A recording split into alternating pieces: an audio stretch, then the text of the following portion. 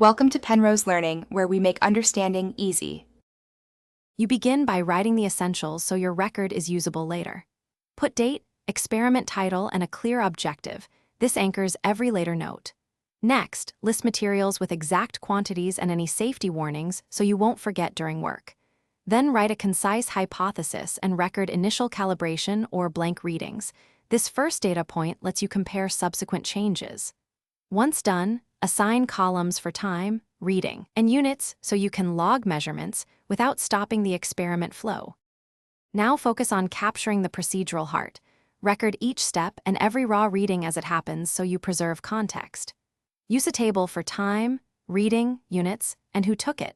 Include ambient conditions like temperature or pH because they affect results.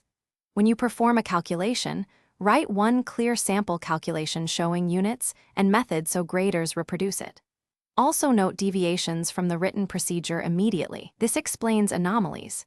Make sure to timestamp observations and label any photos or instrument files. To finish, perform your full calculations and create labeled graphs that show axes, units, and trend lines. Explain how results support or refute the hypothesis.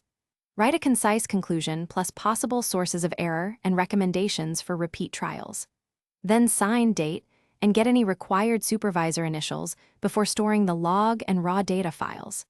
If numbers don't match expectations, first recheck units and calibration records, then review your deviation notes and outlier entries to find the root cause.